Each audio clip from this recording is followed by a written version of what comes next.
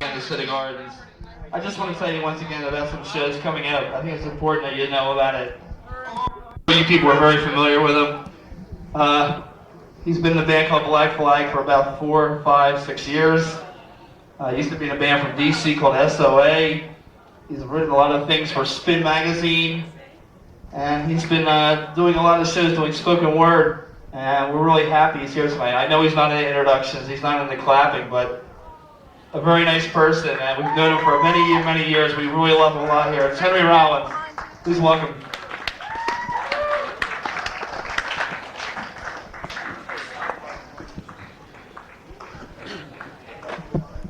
Well,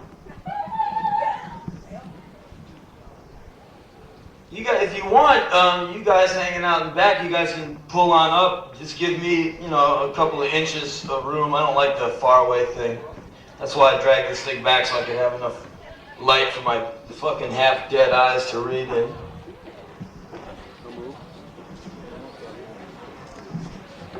Alright. That's good.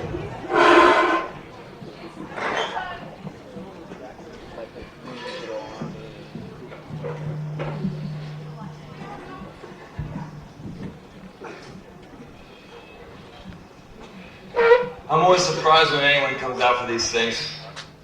Pleasantly surprised. This is really amazing. Can you pull me down a little bit so I don't feedback? There you go. Well, shit, man. I'm trying to figure out how I start. Yeah, last night I was at Yale University, and I was a BFOC, big freak on campus, because that's a pretty straight fucking place, man. And everywhere I went, there's the gaggle of, man, I can't believe all those girls dress the same, They have those tight pants and then the white socks and then the Reebok thing. And they always have the white turtleneck and the little sorority chain. It'd be really cool to take, a whole bunch of guys from like East LA, put them out on the sidewalk and let them clip those chains and put them in. Like, hey, but you can't do that. But I was all over this campus yesterday, just walking around, getting, I had like 4 hours to mill around before they let me do my thing. And everywhere I go, word got around that I was going to be there. And no one knew who I really was. They just know he was that freaky looking dude with the tattoos and all that shit. And everywhere I go, like, it's him. Which is a fucking drag, And they're like, it's him. No, it's not. Yes, it is. Come on. Look at him. All day long. And you go into record stores. And I was thinking to myself, God, I must have a bozo suit on, clowny makeup on. Because I go into a restaurant, there's all these girls in there. And I gotta piss real bad. And I don't see the men's room. And in fact, it says men's and women's outdoor exit. I go, men's and women's. Maybe that's the men's and women's room. But you know how embarrassing it is, like, to get up when everyone in the restaurant is looking at you, to go up a door, to try and find where the men's room is, and then like to come back out and look somewhere else. You almost just want to tie it in a knot and hold it. So I think about shit like that. I'm not bold and courageous. Oh, I gotta piss now, so here I go. And I kind of went like, oh God, because you get up and everyone's like, he's moving, So I go to the bathroom thinking, it's so great, it was right there. And like as soon as the dead silence, I round the corner, as soon as I put first step on the stairs, all these girls laughing, I'm going, how stupid do I look? Don't answer that. But, how funny can I possibly look? Stupid, insane, funny. I might be funny to a Hell's Angel guy or something. Look at that guy. I was thinking, what if, fellas, which is pretty impossible where y'all's come from New Jersey, to be 15-year-old and not, or like 17 years old and not having gotten in about 80 million fist fights by the time you're 17. Maybe if you live in Beverly Hills, you've never been in a fist fight. You're 35 years old, never had your ass kicked, never had that pleasure of some guy stomping your face. And it's a very good experience having your ass kicked every once in a while, because you remember that you got an ass that can get kicked. I was thinking, If you never had it happen to you, you really should have it happen to you. Like, I was just thinking ways you could go get yourself beat up, like real good. If you could, what if you were a really nice guy and you just couldn't offend anybody?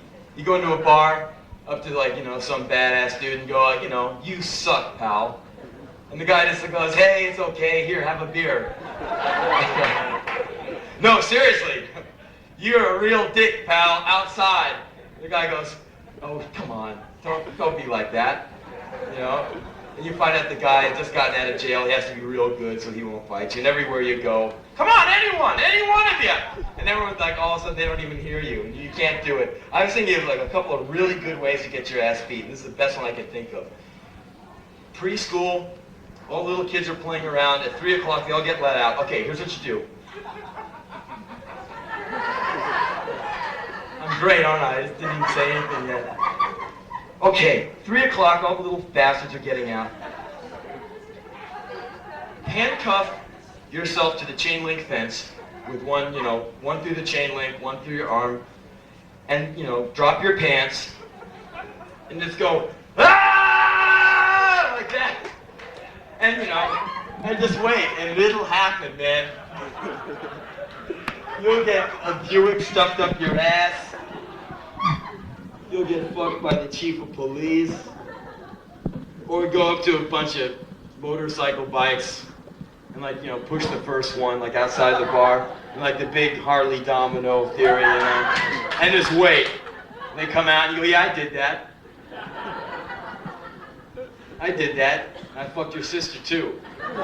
Then they do the fucking stormtrooper dance on your head. Here's this thing I was thinking about.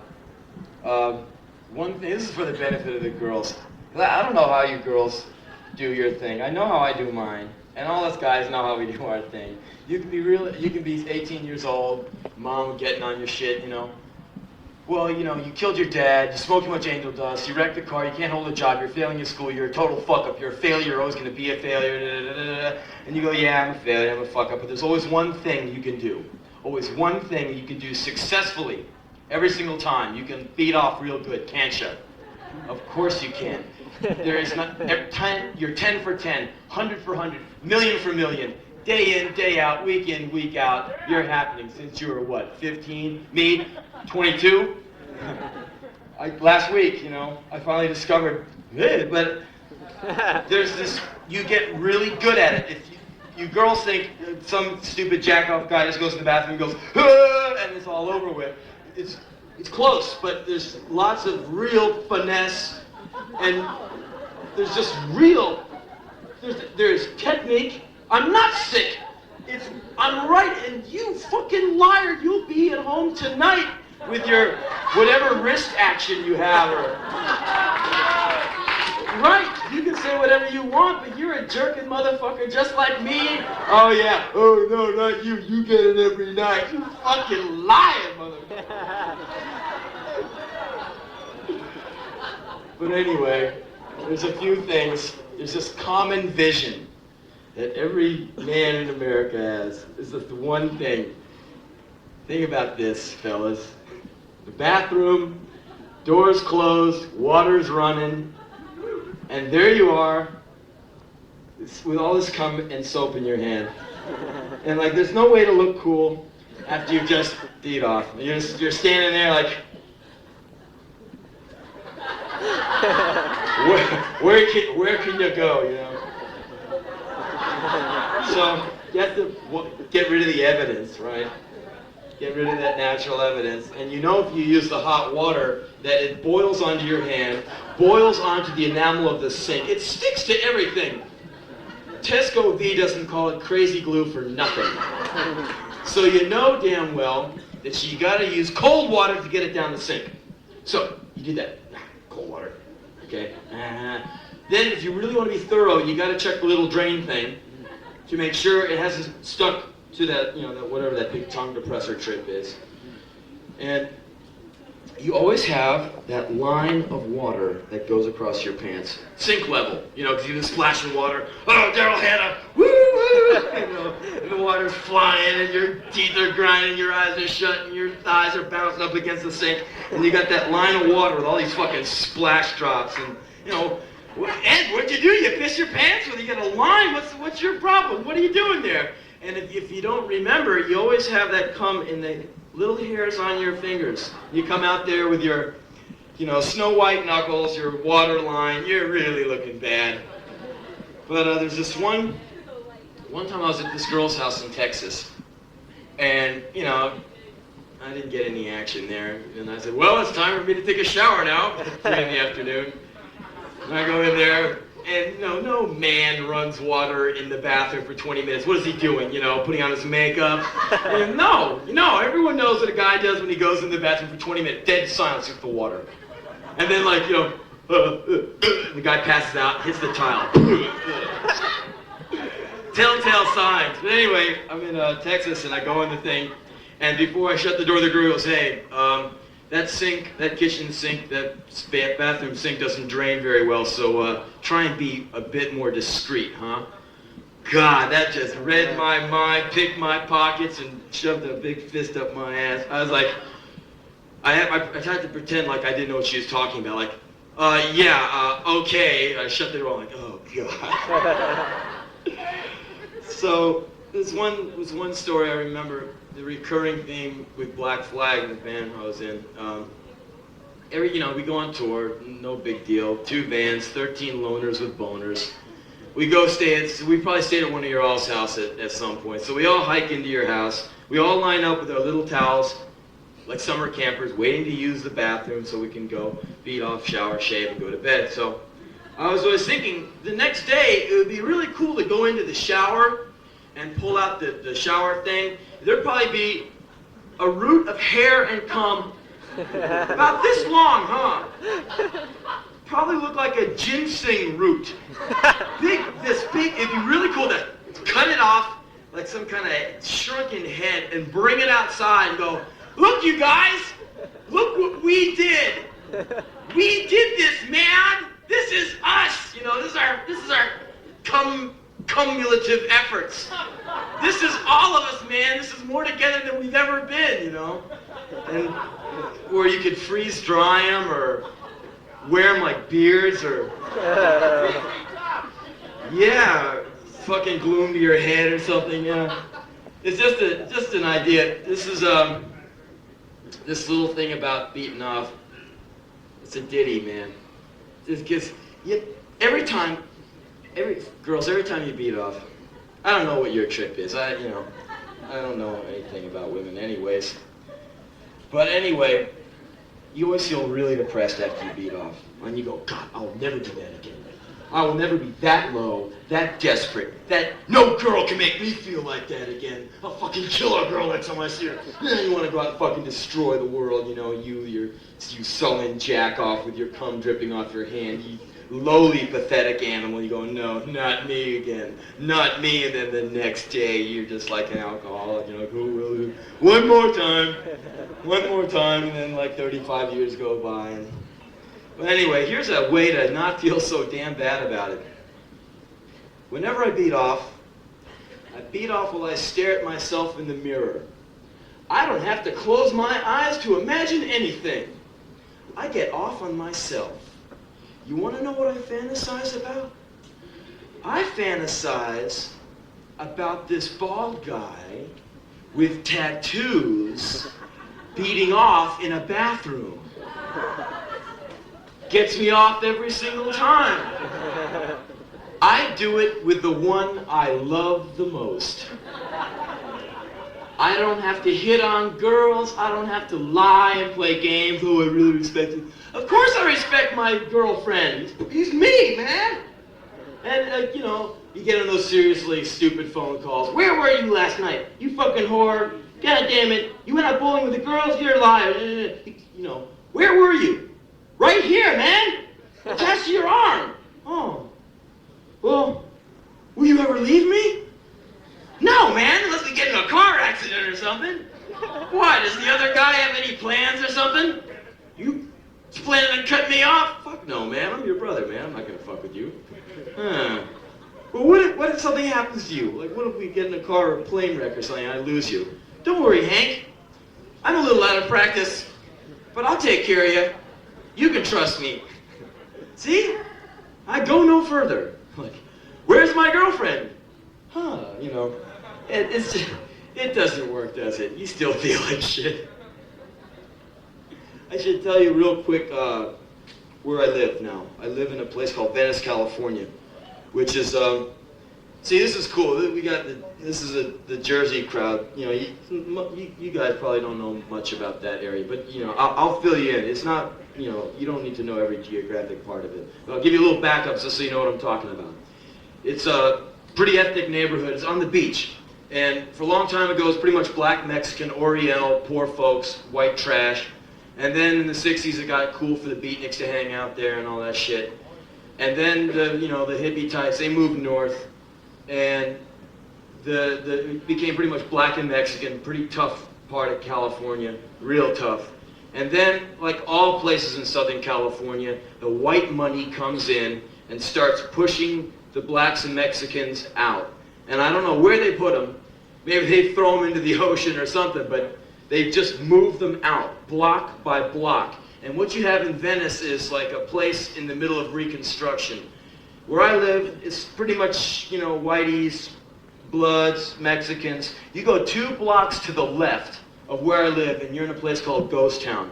All black, burned out houses. They see a white face, they figure, you know, they'll shoot your head off. It's really scary. And then you go 2 blocks over, all new white condominiums, Gold's Gym in Venice, cops looking at you funny because you stick out. You go 2 blocks the other way, beautiful condominiums. The reason I like it is because it's a living contradiction. The whole town is full of shit.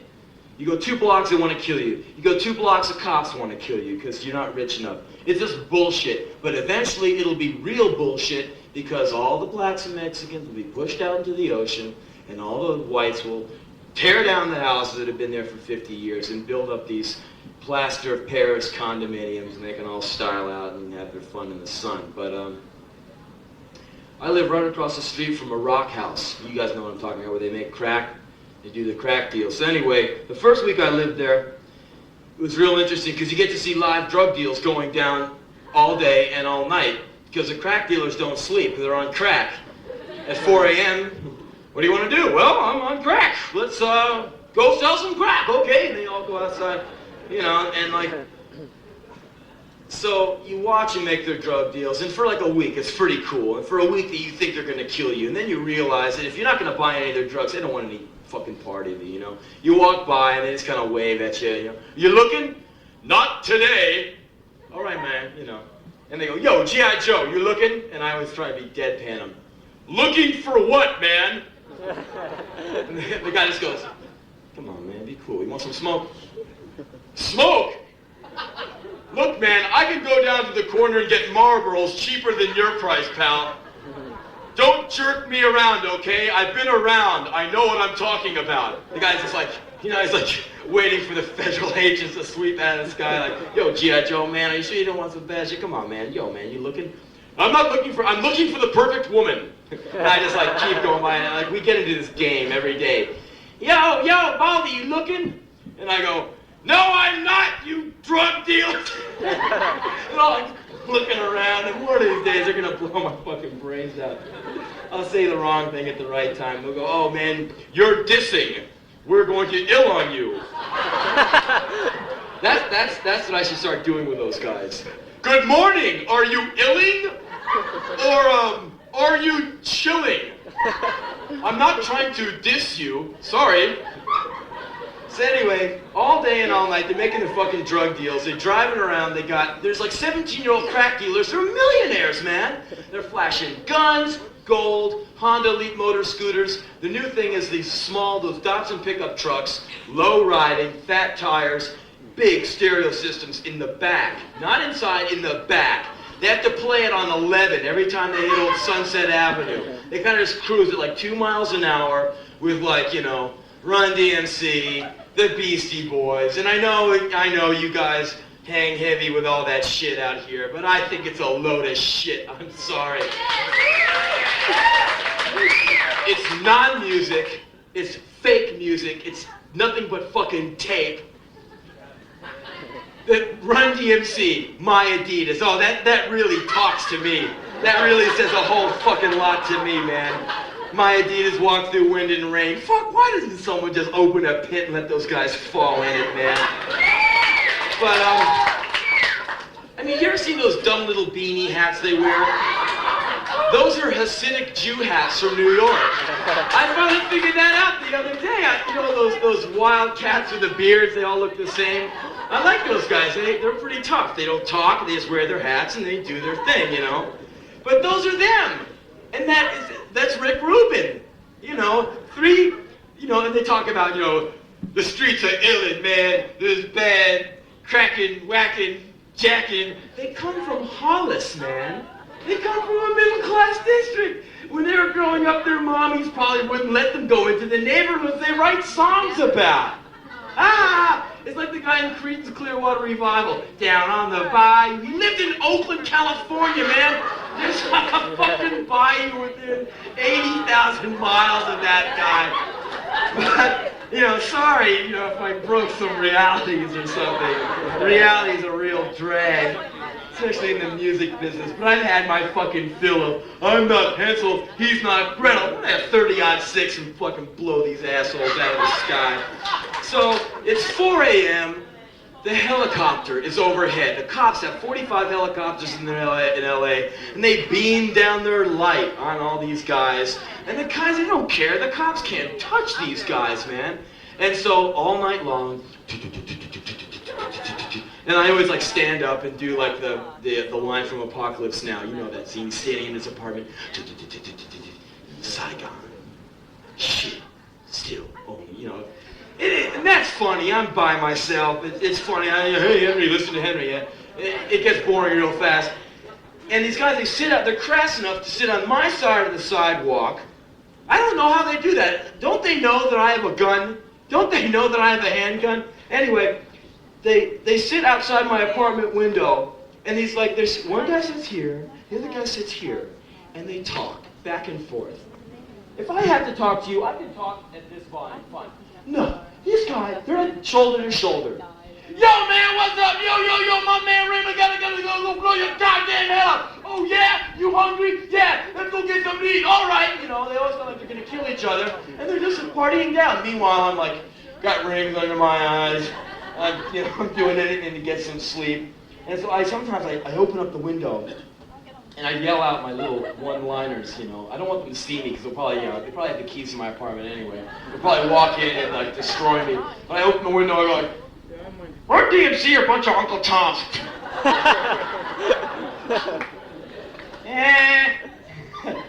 Beastie Boys are a bunch of white bread. What the fuck are you messing with that shit for? You know, it's just shit like that. So every night these assholes keep me awake, and every day I write little things on my typewriter about killing them. Like, so, you know, 8:30 a.m., the night shift is just knocking off for a good 18 hours sleep. They've been up for 9 days. And they're outside, man, you owe me $80. I don't owe you shit. Oh, yeah, nigga, I'm gonna fuck your ass. No, I'm just going like, would you just shoot each other, get it out of the way? Maybe we can get a little sack time here, you know. I'm not Superman. I'm just plain folks. I need my 4 hours of sleep a week, you know. And it'd be really great to like open up the window and like, excuse me, fellows. Hi, I'm Henry. I live right upstairs here. Could you take your drug-related matters and go haggle with each other maybe 8 miles away? I'm trying to get a little shut-eye. See the crow's feet on my face? No? Okay, well, it's even cooler to walk outside and just stand there in front of them. And like they're talking, they see me, they're like, and I just take out I go, hey, you guys are fucking up. And they go, and I just pull out a handgun and just blow their fucking brains out. Or think about like just walk across the street to where like 80 of them are, in a pair of jammies, like in a nightshirt with like bunny slippers. Pad across the street. Excuse me, could you take your drug-related matters you're somewhere else? I'm starting to get a little mad, and I was on the varsity wrestling team. You don't want to get me mad. The looks on their faces in that split second before they killed me would be really hot. I'd wind up in the hospital with, needles hanging out of my throat, Well, what did they... am I okay? Well, they ripped your dick off and they threw it across the street and sewed it onto your head and doing what we can for you, Mr. Rollins. In fact, I want to incinerate all of Venice because I go down the street and there's those fucking yuppie bars everywhere, and that yuppie scene really just pisses me off. They have those booties they wear, Reeboks, those Reebok shoes, like they're like pillows, like little pillows to wear on your feet. Insulate yourself from reality. Pad through life, You see these dudes, these fucking hard-ass dudes with yellow pillows on their feet. There's no dude who looks tough with pillows on his feet. The guy could be this big maniac and he's got these pillows on his feet, and it just makes you want to get a hammer and start breaking his feet, man. It's like a guy with a stick shirt on. No way. No way. That guy's a fag, man. Like, what do you got a stick shirt on for? I really like that, song, and, But anyway, I got a bad attitude on a lot of this shit, but there's this bar outside on Main Street, and it's not the knockdown drag-out bar where you get your ass kicked, it's not the tuxedo bar where you have to be, some famous star. It's that middle-of-the-road yuppie bar. And Monday night at 10 p.m., the most depressing time on the face of the earth. The work week has just started, it's 10 p.m., you gotta get up in 6 hours to go stick your nose up the crack of the boss's ass. You're hating life. It's like 50 degrees on Main Street, offshore breeze. It is freezing outside. There is a line around the bar in Venice.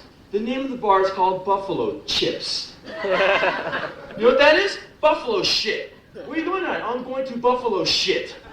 Yeah, I'm going to go drink a bunch of shit at Buffalo shit. Stupid. Whole line around the block to go in, look at each other, drink a tab they can't afford, talk a bunch of useless shit, not get picked up, not pick up, go home, beat off, go to sleep, get up to go stick their nose up the crack of the boss's ass. Beautiful, anorexic, fake blondes. Tight pants, Reeboks, La Tigra shirt on, some kind of Adidas contraption over their shoulder, trying not to look cold. Big, airbrushed guys, gold gym shirts, tight pants, Reeboks, tweed jacket over their shoulder, trying not to look cold. Big black bouncer at the door, Jordache shirt, tight jeans, snakeskin cowboy boots, cowboy hat, flashing gold, flashing turquoise, no jacket on, trying not to look cold. All of them trying not to look cold. They can't make it look good to me. To me it looks like a big load of shit. So I stand off to the side and watch. And whenever I watch, I got my social observer outfit. Right. I look pretty inconspicuous, don't I? They wouldn't look at me twice. That's me, man. I'm standing off to the side. Watching. And by one, these guys start looking at me, and they start, making jokes. Like, this guy's cheap. And finally, one particularly large specimen walks out. What the fuck are you looking at, pal? And I just stand there, pretend I don't hear him. He's like, hey, I'm talking to you. I go, why don't you go fuck yourself, man? And he looks like Pokey, like that horse. Because the brain is just moving real. The thought is going, whoa. This very dull light bulb goes on. I don't think I heard what she said, pal. You want to say that again? And I go, yeah, I'd like to run my face up your girlfriend's leg, man. What do you think of that? And he gets real mad now. He wants a fight. And his friends are always say, come on, man, Clem, get back in line. We'll stand in line like a bunch of fucking bovines. Go into a bar, drink up this shit we can't afford, talk a bunch of lies to a bunch of girls who don't like us anyway. Go home, beat off, and get ready for work, man. Don't bother fighting this dude. You can stomp his fucking brains out. Old Clem, he wants a scrap. So he goes, let's go around the corner and settle it like men. I said, okay, man, I'll take the lead. We walk around the corner and we square off, and he looks at me real bad. And I pick up the baseball bat I have leaning up against the wall, hit him in the head, and go home.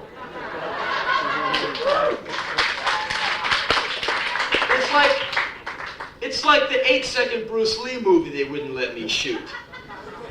The 8-second Bruce Lee movie, they're a 2-hour movie.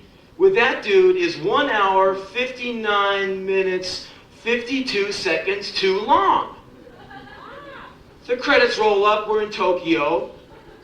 One of those guys, those Oriental guys in all those movies, ha ha, little lady, they talk like that. And he goes up to some flat-chested Oriental girl, who happens to be like Bruce Lee's sister, and goes like, ha ha, nice rice patty there, mama. And then like Bruce Lee comes out, to save the day, like, yo, whoo, and like he goes, ah, and you go, all right, this is gonna be hot. And then the guy just goes, what the fuck? Boom! And blows his guts out, and that's the end of the movie. It'd be really hot. They never do that though. They don't have the guts to do it. But okay, here's this thing about how I should be God. I was walking past a local cafe in Venice. There's this woman in a phone booth in front. She's talking away. She looks at me as I pass and starts laughing. So I spit on the glass that was in front of her face, right between the eyes, but a quarter-inch away from reality. So she recoils, drops the phone, and goes, ah! And I keep on walking, thinking about what a fucking pig that lady was. And I keep on walking about a block and a half away, and I hear these Reeboks padding up behind me. And I turn around, and there's this dude with an apron. And he comes up and goes, hey man, what do you think you were doing spitting at that lady back there? And I go, homeboy, man, you're a long way away from the restaurant. Maybe you should go home before something really bad happens to you. And he takes off his apron, he throws it on the ground, and I take out my gun, and I shoot him in the head. To these people, I should be a fucking god. Oh, we can't mess with him. He'll shoot us. Okay. Here's this thing about a birthday. We were in this room. Not a nice room, more like a room you wait to get the hell out of. There was a light screwed into the ceiling, and it stared down and burned my eyes and made her skin look like fake leather. The room was hot. Not hot like in summertime, but fake hot. Hot from the heater that was off in the corner. Heat that makes your nose feel like it's gonna crack off. The windows were dirty. We were locked in a dry, greasy cell, the two of us. We looked ugly to each other, and we knew it. She said, it's your birthday, you know. And I said, I knew it wasn't, so what? She said, birthdays are special like, and you get presents. And I said, I knew that too, big deal. She said, I'll suck your dick for your birthday. Now, I don't suck dick, I think it's sick. Just the thought of that fucking thing in my mouth makes me want to vomit. Christ, it makes me sick. But it's your birthday, so I'll suck your goddamn dick. Pull it out and I'll do it. So she pulls up a trash can next to my leg, and I asked her, what the hell is that for? And she said it's before she threw up in the middle. And also when the stuff came out, she was going to spit it in the can. There's no way she was going to swallow that shit. She said she might even spit it in my face if I tried to stick it down her throat. And I didn't want to do it. And she said, why the hell not? Why don't you want your goddamn dick sucked? I said I'd do it. And I said she made me feel more ugly, worthless than I ever felt in my whole life, and I just wanted to get the hell out of there, and why was she so damn mean? She said, since when is sucking dick a mean thing? Christ, I offered to put that monstrosity, that ugly, dirty, fucked up thing in my mouth, and you're telling me I'm mean? Come on, let's go. She slapped my leg. Come on, birthday boy, pull it out, let's see it. I want to see your weenie, come on. And I just sit there looking down at the floor with my hands between my legs. I'm feeling like shit, man. I feel real bad. There's no place I can go. She's running around the room yelling a bunch of shit at me, telling me that I fuck real bad and I have a small dick. She called me toothpick. She goes, come on, let's see that little toothpick. Where is it? Where is it? Pull it out, toothpick man. Here's a pair of tweezers. Pull it out, pull it out, pull it out. It's so small, I bet you can't even find it.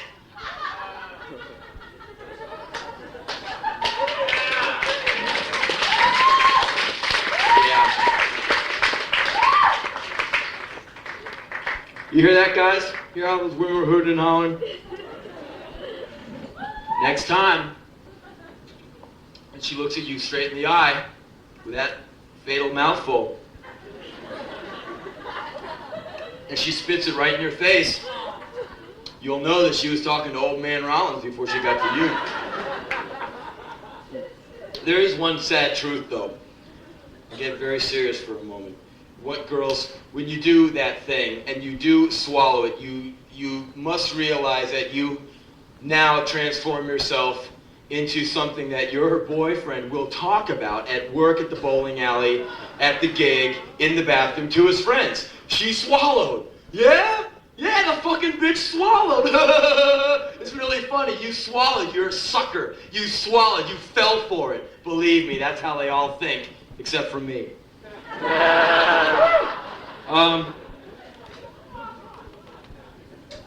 I always notice girls, you're a hot looking girl, nice looking girl, you walk down the street about every 40 feet, beep beep, hey, mama, hey honey, you know, and I always watch you girls when you walk down the street, you know, because I'm looking at you too, you know, and I always see these guys driving by making their comments, and I always watch your facial expressions, and I swear to God, man, by the time you hit 25, I can imagine you've probably been catcalled, jeered at, given every proposition in the book about 80 million times, and that must be pretty awful, and I really admire you for not taking guns and like shooting men for that kind of shit. I don't know whether I could take it as well and as long as you all do.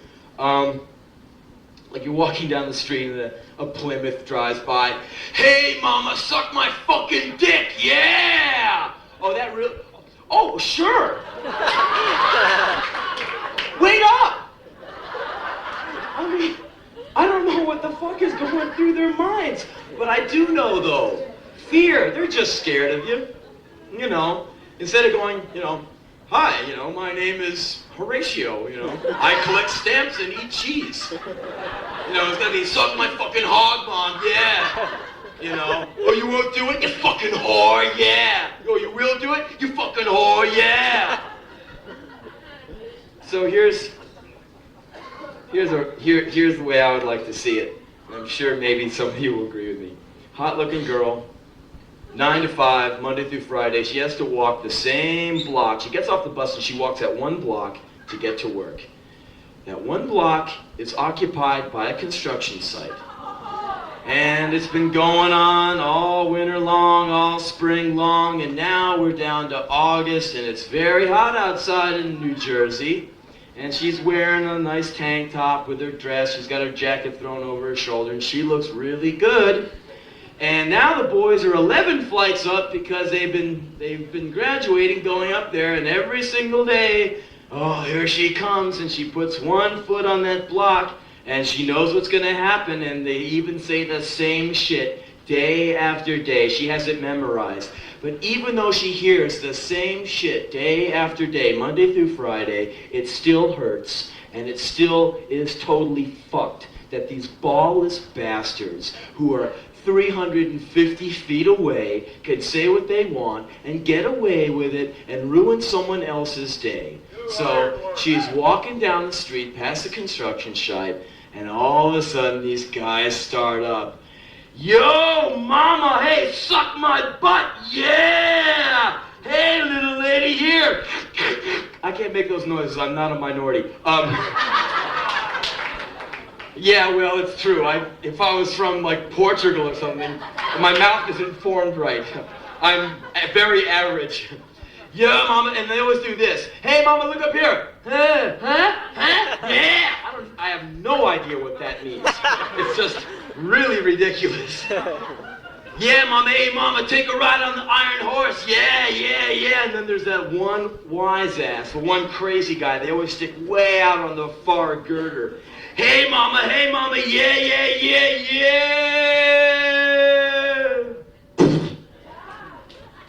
And she just keeps walking, doesn't even miss a beat, steps over the party and goes, good morning, boys, and keeps on walking. I think that would be really hot. Because those chicken shit boys never get what they deserve. But Okay, I was trying to count it up the other day. I think Black Flag, the band I was in, played here a lot of times. We broke up. We're totally terminated. But I was trying to figure out how many shows we did, and it's got to be damn near 900-1,000 shows. And I tried to take the average of all the shows, you know, all the things that happened at the shows, and kind of like grade them into one gig. There it is. There is 5 years of my life on a page and a half. And it's kind of like a lot of time compacted into a little bit of time. So I have to read it real fast.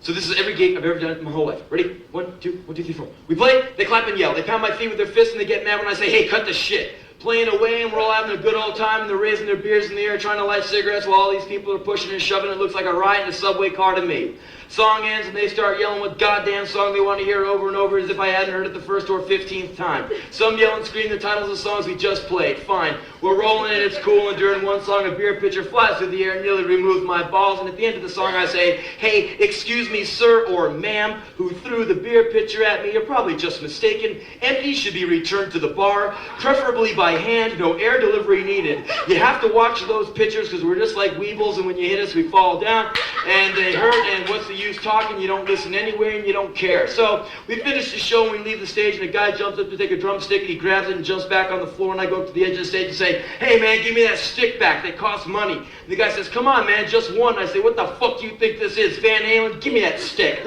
Some drunk Marine tries to make out with me in the men's room. I get away. I sit on the side of the stage. A guy sees me and points to the empty bottle of water I was drinking from and says, hey, can I have your bottle? And I say, hey, go shoot yourself. He says, what? And I say, go to the parking lot, get a gun, and get the goddamn lead out. Now leave me the fuck alone. He leaves. These people come up to shake my hand and have me sign their whatever. Now the guy asked me why I told the dude to go kill himself. And I say, look, I'm not Bruce Springsteen. I'm not trying to run for office. I'm a sweaty, smelly, greasy, foul-mouthed slob who shits and cries and beats off all the time. I'm a kook and a chump with a bad attitude and a great ass and a tremendous jawline. I'm cold. I'm going to go put some clothes on. Good night.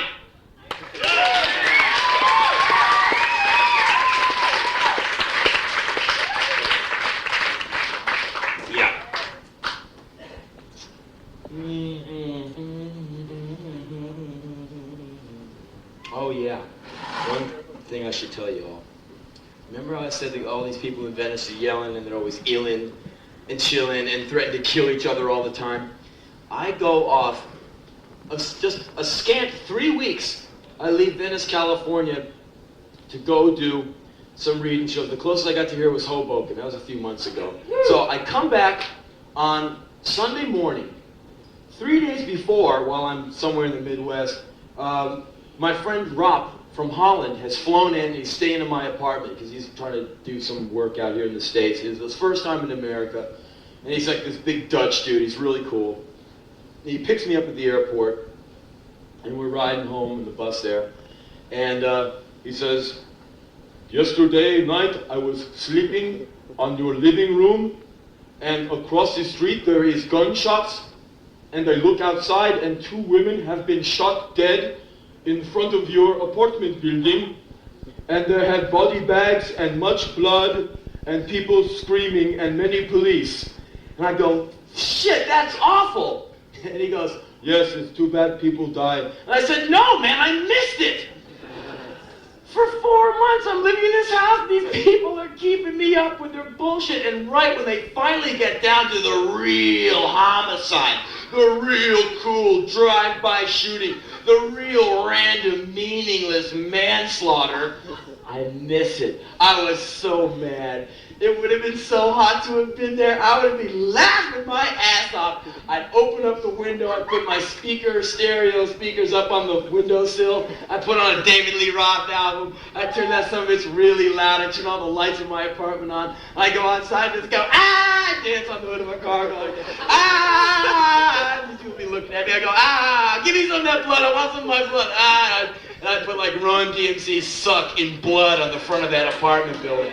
But, you know, my luck, I miss it. I miss everything. By the time I get there, they'd hose the blood off. The only thing that was remaining was little holes in the screen where the bullets coursed through these women's guts and went through the screen into the door. And that's all I could see. And one night, I was walking by there, and all these like dudes are checking me out, you know, and they're like, look at them tattoos, man, what the fuck, you know? And I just turn around and I just go like, ah, and like walk away, and they all just go like, ugh, and they haven't fucked with me since. I thought it was pretty cool.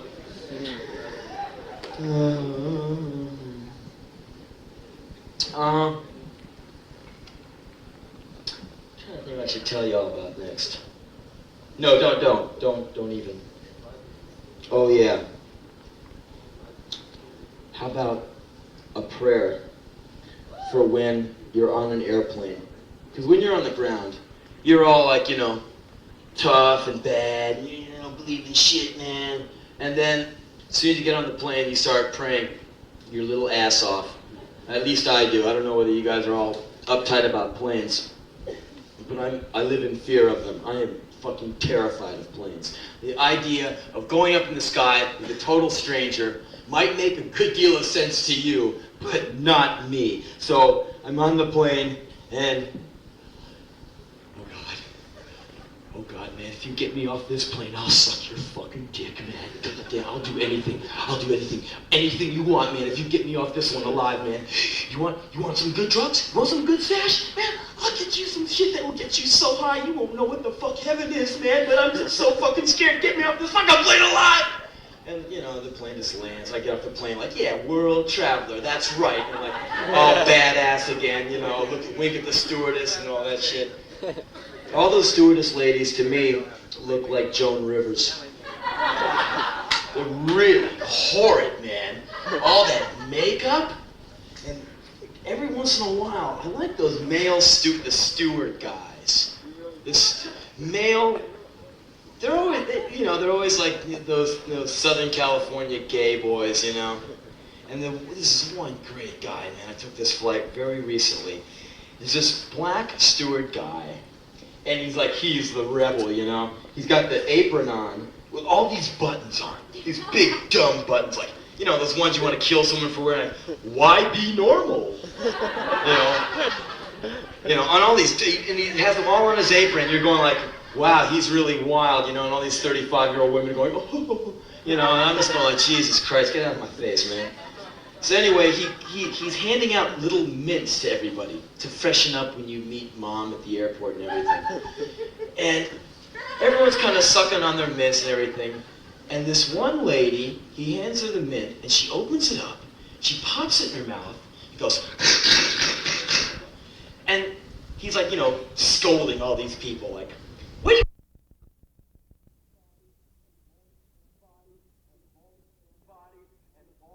Bodies and all these Samsonites would still be okay. And I could just drag them into my pickup truck, take them home, take all the clothes down to the used market. Think about this. You know those really ridiculous people, and you're going into the market, and they're always standing outside the market with a clipboard. It's like freezing cold.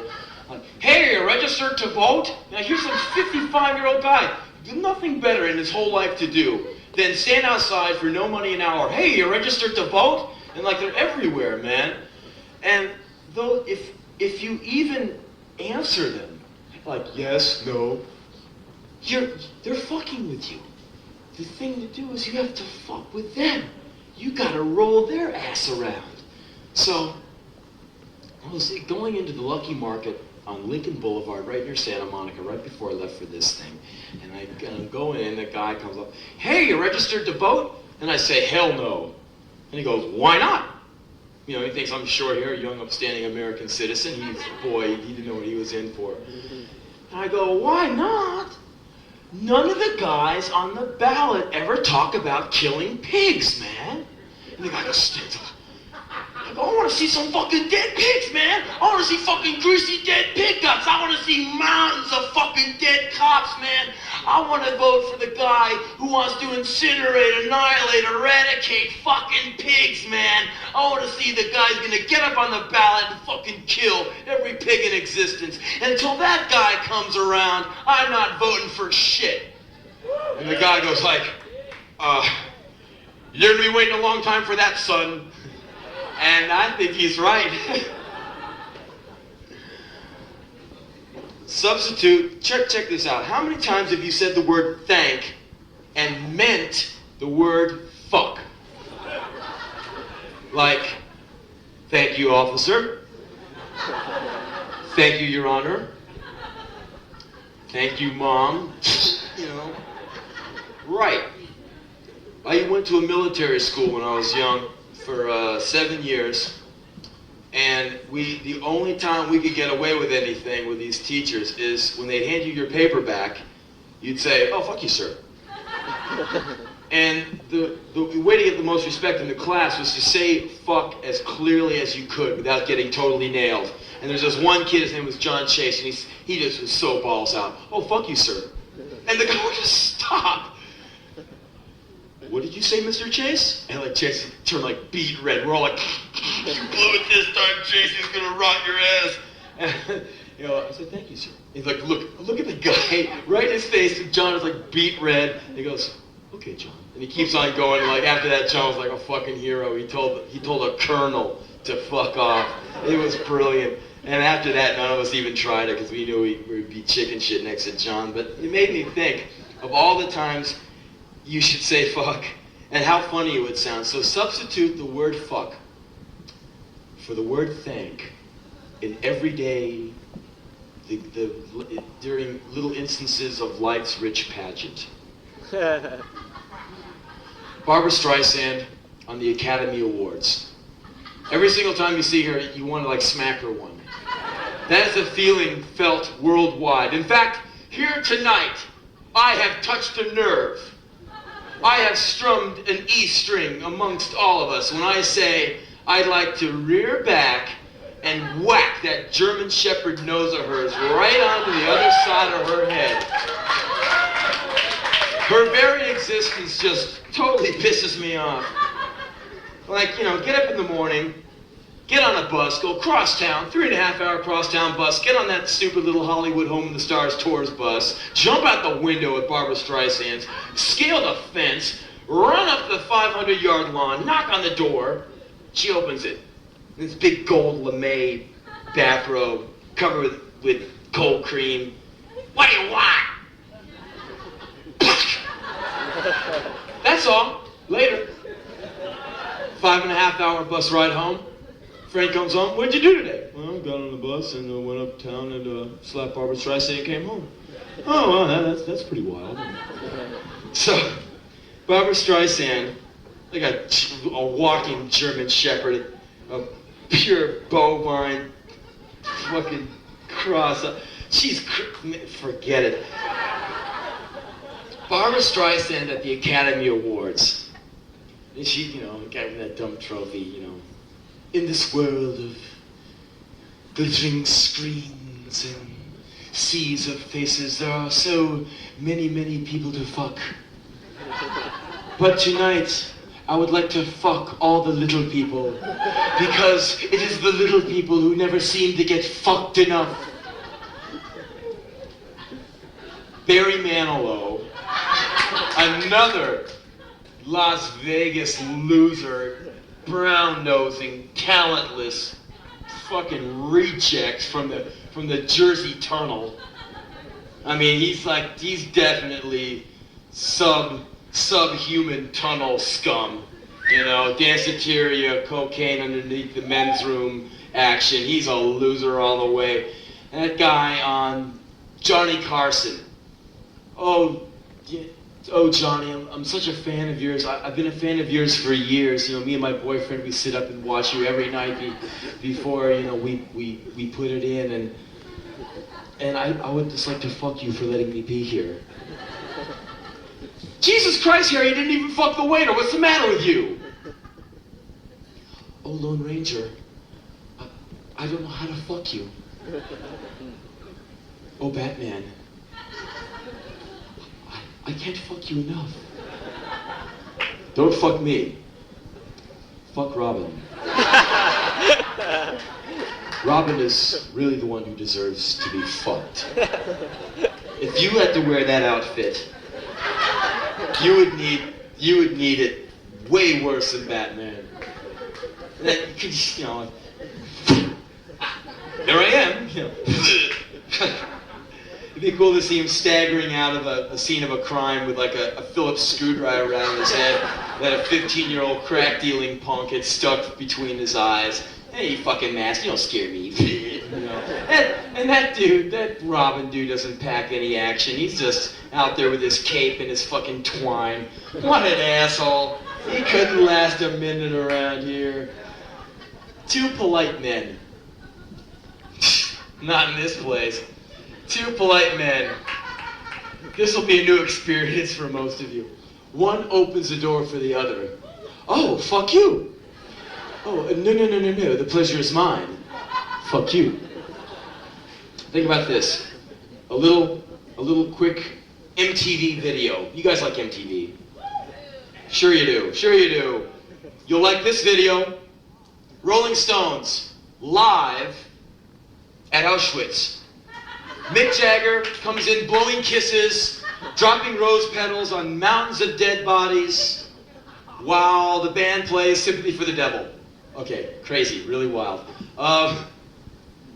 Here's this little play, a little tiny play. It's like a snapshot. It's like 5 snapshots. It's like 5 Polaroids lined up. It's called 2 Points. August. Junkie fixes up some fucked up shit, dies in his room. Body raises a big stink overnight. Next morning, landlord walks down the hall, smells a stink, uses his passkey, goes into the room, finds a junkie. Without a word, opens up the window, takes a junkie, pushes him out the window. Junkie's body falls 5 flights of stairs right into a dumpster, just like a James Bond movie. Landlord looks out the window, sees the body in the dumpster, and goes, "Oh, 2 points!" Oh, yes. Oh, you sick. I don't know, dude.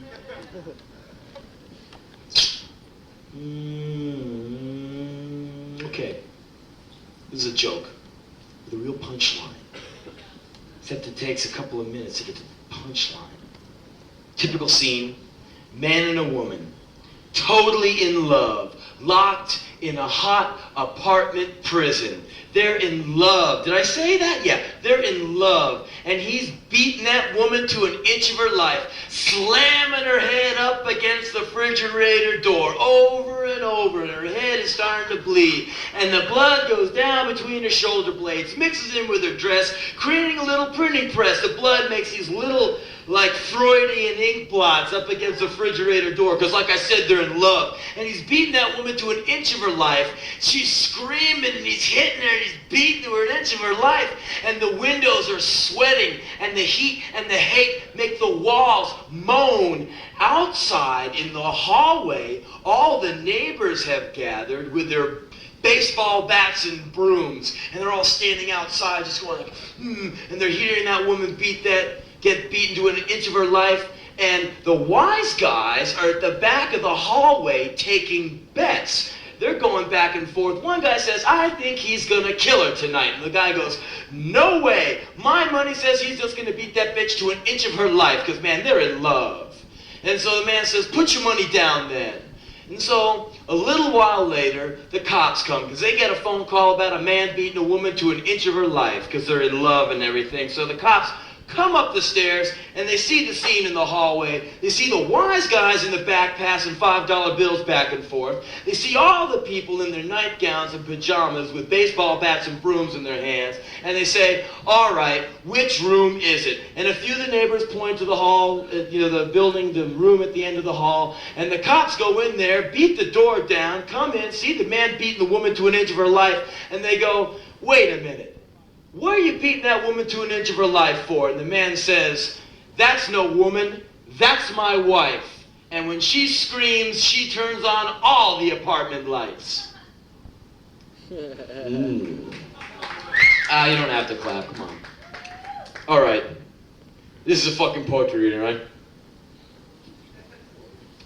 It's a fucking poetry scam. I got a poem for your ass. It's the only poem I've ever written. That word is like, means so little to me.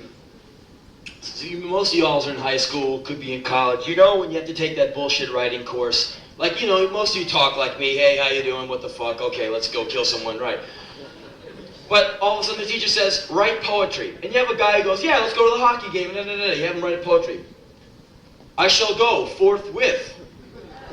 I know not for why I do this thing. I go, and I read it, I go, man, that doesn't sound like the way you talk. And the guy goes, well, I'm writing poetry. I've been damaged by my teachers all my life.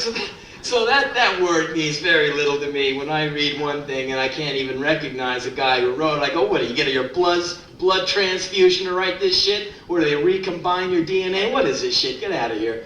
And you go to LA, you go to those poetry readings, and there's like, 12 sadomasochistic, lesbian, self-defense, performance art league, rescue team rejects sitting there listening to one of their lesbo black belt karate wrestler fucking kamikaze assault team buddies reading Percy and Shelley and all that shit, which, reading a bunch of corpses, but so I got no interest in poetry, but I got one fucking poem, man.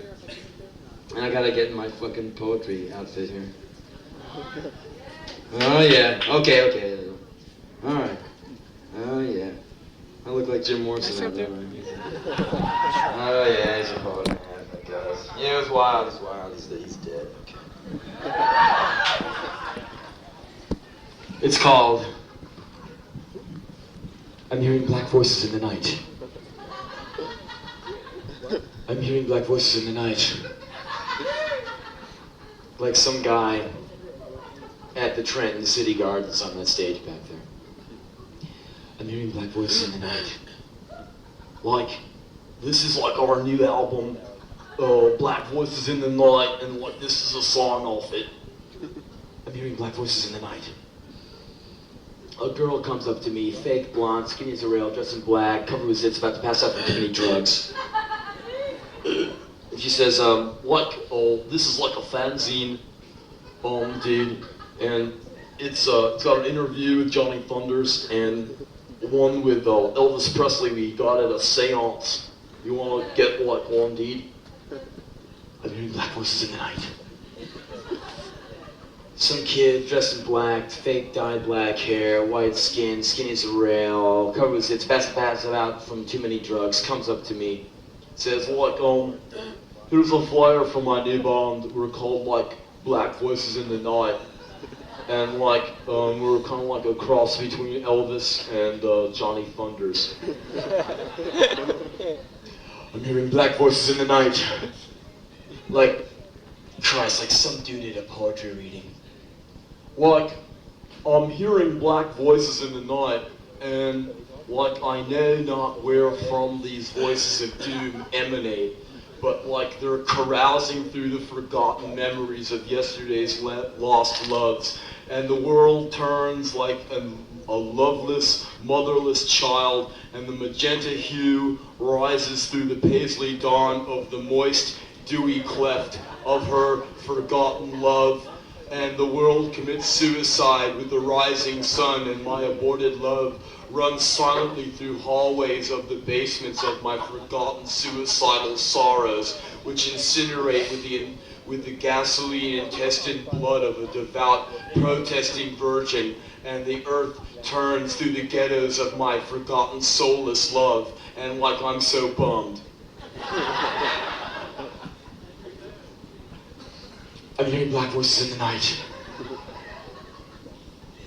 No shit, there's these black guys outside of my house, and they're saying a bunch of shit, and I don't know what it is, so I go out there right in time to hear this, and I go, yo, Raymond, you owe me your motherfucking life, man, I'm gonna go with my homeboys, I have to blow your goddamn brains out, and they look at me, and I don't think I'm part of this conversation, and shucks, I'm low on bullets, so I go back inside, lock the door 8 times, sit down on my typewriter like some jack-off with my thumb up my ass and write, I'm hearing black voices in the night. That's my little... come on.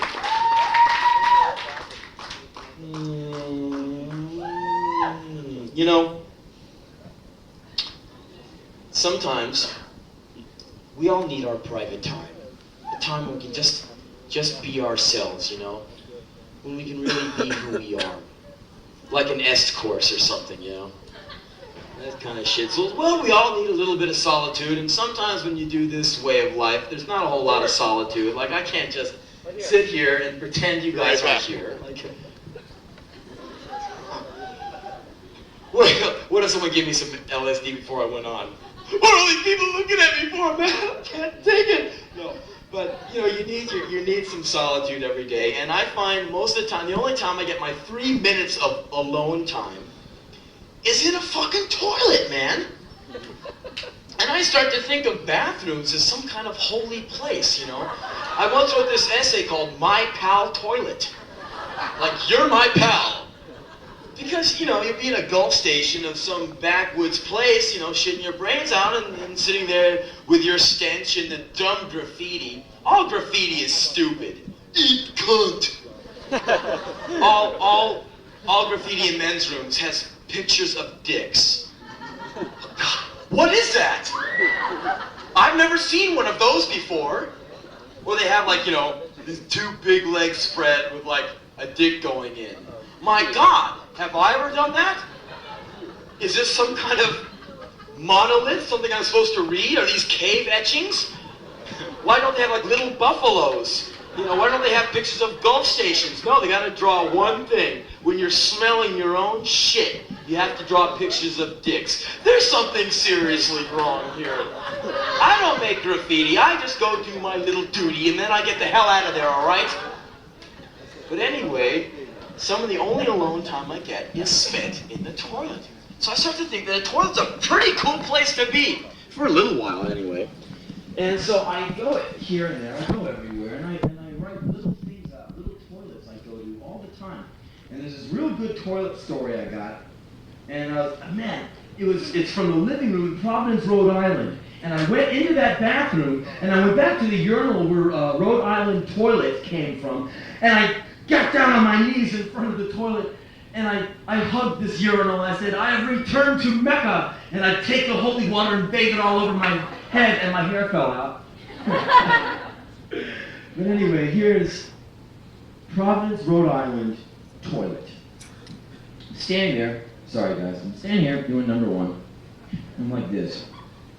And like to my left comes a dude. Are you Henry Rollins? No, I'm taking a piss. I'll be Henry Rollins and I'm taking a piss. Shake, dude. Well, I'm not done yet. Oh, right. Did he want to do it for me? So, and I thought he would go away, you know, like standing next to this guy pissing. What do you do? Oh, how do you do it, you know? So I'm standing there like, shit, man, trying to look away. This is weird. And the dude's like still standing there like, shake, deep. So I'm like, then, you know, my piss comes to an end. So here's what I do. I thought it was one of the greatest things I've ever done in my life. This is like live performance art. It was hot, like. And I said, look at this. Will you look at this guy? And it didn't even hit. It didn't even acknowledge. I thought it was fucking brilliant. Another thing, especially with places like this. This will work. Enfield, Connecticut toilet. I'm in Enfield, Connecticut, this roller rink that we're playing, and there's like 1,000 people there. 700 boys, 300 girls. I look outside on the dance floor. There's 300 girls and 10 boys. God, Henry, where are the other 690 boys? They're all in the men's room, smoking Marlboros, drinking Budweisers, writing suicidal tendencies on the wall. You go in there, you can't even squeeze in there, man. It's like 80 million guys pressed into a phone booth. You know, I go, are you guys using the facilities? No, man, what are you doing in here? We were writing on the wall, smoking cigarettes, drinking grocery stock, and doing suicidal tendencies. Oh, Jesus Christ, man, there's all these girls outside going, well, it's getting late, I sure would like to get laid. You know, and then meanwhile, the guys are inside, suicidal tendencies. So, as far as I'm concerned, all these guys, their suicidal tendency shirt on, should just do it. Should just get up off their ass and do it. You know, how do you explain that shit? Well, I have these tendencies.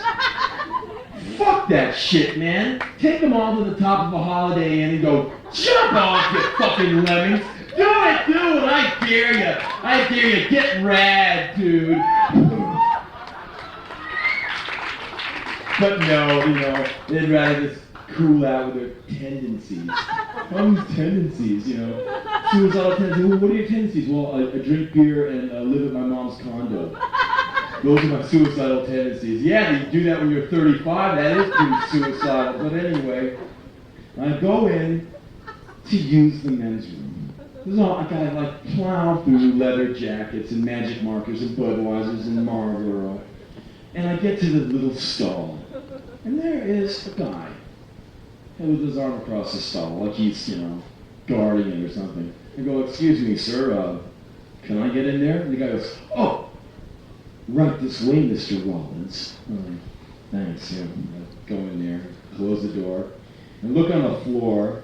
There's puke everywhere. So, I got shorts on, so I gotta balance my shorts on my shoes so I don't get them in the puke. It's a balancing act. So I go, okay. Got it. Oh my God.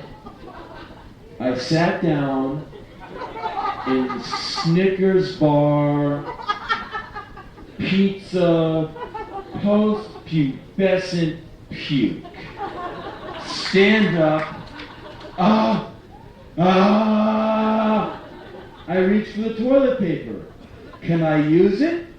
No! Some guy who took a shit at mommy's condo pissed all over it.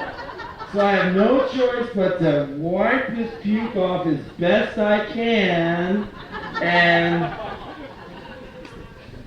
walk out like it ain't no thing. I'll leave you just with a couple more things, and then we'll go. It's getting late. It's over 1 in the morning. You guys got church tomorrow. You don't? No! All of you beat them! I wish they'd let me be a preacher. You all suck! What? These old women getting up, their dentures falling out. I repeat, all of you suck! But no, I wouldn't do anything like that. I don't want to ripple anybody's boat. I don't want to mess up anybody's money scam. I got mine. Preacher's got his. Bruce Springsteen's got his. I used to hate that guy until I figured out that without Bruce Springsteen, we would be doing this show with like 30 million assholes in this building. You've got to realize that the boss keeps these people where they should be, in stadiums. I think that guy is performing one hell of a public service for me. He keeps the masses off my ass. I'm glad. How does have fans like that? I'm kind of retarded. I work at a gas station. And when you sing "Cover Me" with grease on your hands, you're everything. God, thanks. You know, I'm just like you, man. Yeah, right. Fuck. Let them fill stadiums with that shit. We'll sneak out the back and like let the air out of their tires. But think about this. This is what I would do if I got to run things. If I got to run the world. Think about this. No one dies. Well, a lot of people die. But not me. So that's fine. But anyway, think about this. I think they should have commercials. Beer ads should depict young people throwing up in fast food restaurants, in parking lots of fast food restaurants in the Midwest. Just these teenage kids with zits puking their guts out at Burger King. They never get to that part in the ad, do they? No, they just show everyone on the motorboat driving around with the beer like it's some kind of holy water. Woo-wee, big fun time. And they have there's that one guy who really ticks me off, the Coors ad guy. That butt boy. They show him in the woods. He's sitting on a rock with a beer cooler. And then pan in, you wonder how the fuck he got there, the film crew's working, like, and it just comes on you real straight, man to man, Coors, fresh brewed. in that river over there. Been doing it for hundreds of years. Well, I'm gonna have a chorus. You know, and then they pan away. It's on the middle of this, like, a rock in the middle of nowhere. You know, you wonder if he's gonna sit there. He's getting cold now, and all he's got is a cooler of beer, and, you know, he's happy as a clam. Really gross. See, but like, some bombed out dude watching the Los Angeles Rams can identify with that. You know, some guy, no pyrotechnics, no girls with bikinis, just a man in the woods with his beer. Like, right on, man. Right fucking on. And the guy runs out to the station wagon and goes out and buys 9 cases of this shit. My dad, when we were living in D.C., my dad used to buy Schaefer. Cases at a time. I'd have to carry him out. And like, well, you know, those the black guy, you know, he's supposed to carry out your beer for you. Well, sir, the young man isn't allowed to carry the beer to the station wagon, not old enough. And he just gives him $1, goes, let the kid carry the beer. Yes, sir, I'll just stand right here. So I'm carrying out case after case of Schaefer. Why? Why do we have to drink Schaefer, Dad? Because it's the beer the Bullets drink. The D.C. Bullets, you know, Schaefer is. My dad is like the Bullets hat, getting bombed out of his mind. He's getting so drunk his cigar burns into his hand. He can't even feel it.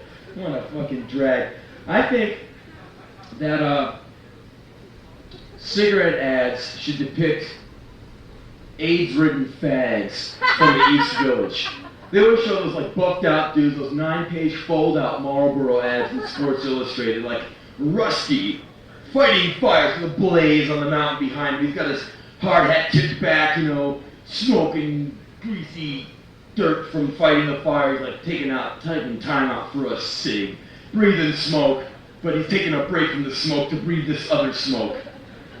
You know, he's this big buffed out guy. No big strong man smokes that shit. Come on. Instead he's like bending over, dude. I gotta smoke, coughing blood.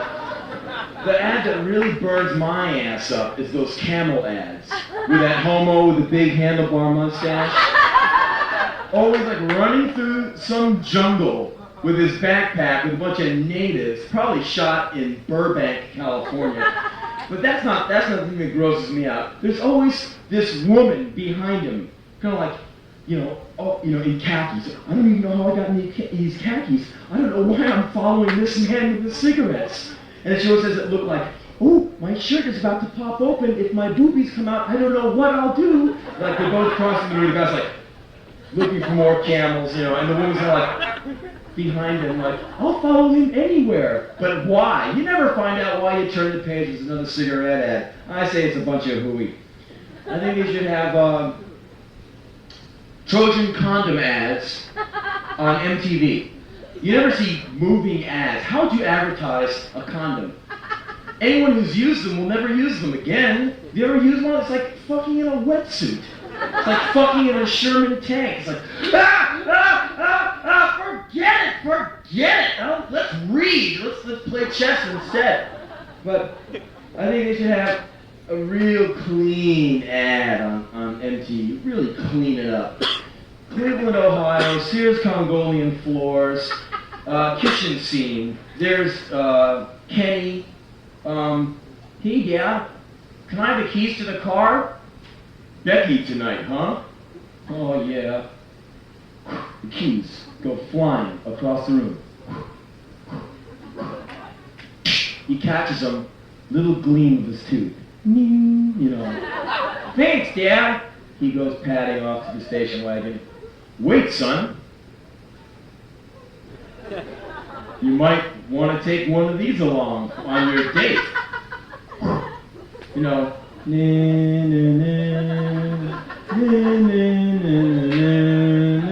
know, like the Kung Fu Star thing. Slow-mo. Kid catches it, logo up. Don't ask me how. Like, thanks, Dad. Big paternal, you know, father-son wink. Pads off to go plow Becky. Charles Bukowski postage stamps. John Holmes bubblegum cards. Who's that guy? Gary Gilmore. He should have had his own line of tennis clothes before they offed him. Tennis clothes with like targets. Targets, like, that's fucking hot. Or like, rifle sights, crosshair sights on stuff. He's very marketable. They should have taken advantage of it. Yeah. Humboldt County pot should be the official weed of the U.S. Olympic team. I mean, wouldn't that be great? They advertise like Doritos, official junk food of the U.S. Olympic team. Like some downhill skier with thighs like this made out of iron is gonna eat Doritos. Fat fucking chance. Twinkies, official shit food of the U.S. Olympic team. They should have like East LA Angel Dust, official crazy drug of the U.S. Olympic team. Hey Eric, what do you do to get high? Don't you get high on mountain air? Fuck no, I smoke this, I feel like God, I fucking incinerate that mountain! Fucking smoking sherms, plowing into the NBC crew, trying to kill him with his fucking poles. That'd be hot. None of these, they always ask you for your suggestions, like on the underside of Zest soap. Call in your suggestion, they have an 800 number for Zest. Can you imagine the people on the end of that phone line, waiting on the phone? No one's called for 13 years. One guy, one screwy guy in Bisbee, just waiting on the phone, ring. Yes, I know everything about this. I know the chemical output, approximately 4 subs per drop of water. Oh, is Edna there? You don't want to talk to the fucking cell hotline? No, I'm looking for it. God damn it! Blows his brains out. No, I mail in my suggestions to these people, like LAPD, I mail in a postcard, helpful hint. Why don't you guys just go kill yourselves? Every day I go outside, they're still around. They're not listening. Let's see. Oh yeah. This takes about a minute. And it's what should happen every once in a while. Girls, you think about this. I think it's a good idea. This is called Men Are Pigs. It's real quiet. Oh, baby. You got to be good to your man. He works so hard for you, baby. He works so hard, he goes out every day to bring home the bacon for you, baby. He comes home from work and he's so tired that leash has been digging into his neck. His nose is all brown from wedging up the crack of his boss's ass. He's so tired, baby. His back hurts, baby. His arches are falling, baby. You got a job, baby. You gotta make him feel good, baby. He wants to come home. He wants to call you baby. Mama, it's your job. You gotta make him feel good. That's your job, to make him feel good. Because he works so fucking hard for you, baby. You know how to do it. Use your mouth. Look into his eyes. Take him into the bedroom. Lay him down. You gotta make him feel good. And now you're doing it. You're using your mouth and you're making him feel good.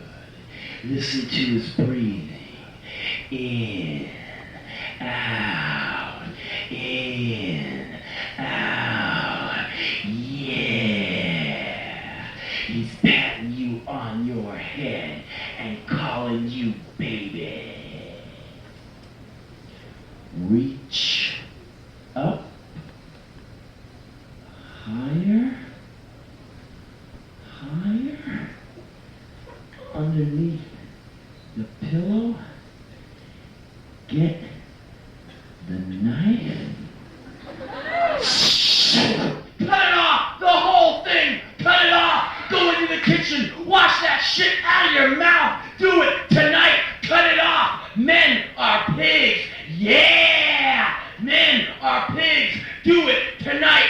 Put it in an envelope. Send it to me. Henry Rollins, P.O. Box 2461, Redondo Beach, California, 90278. Do it tonight.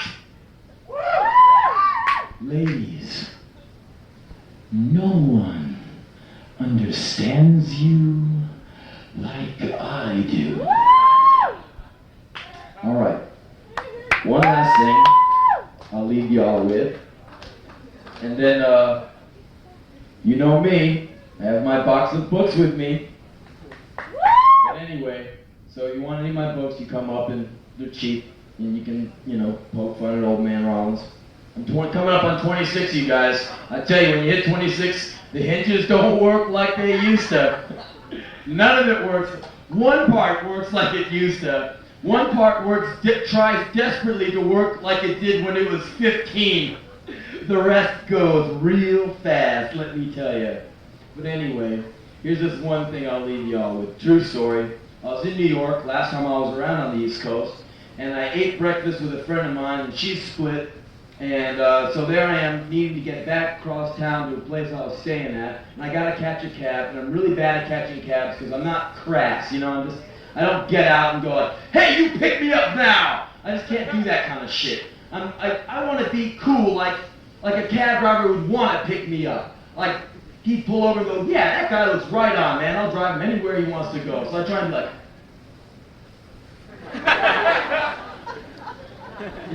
so I'm like, vroom, vroom, vroom, please, vroom, you said vroom.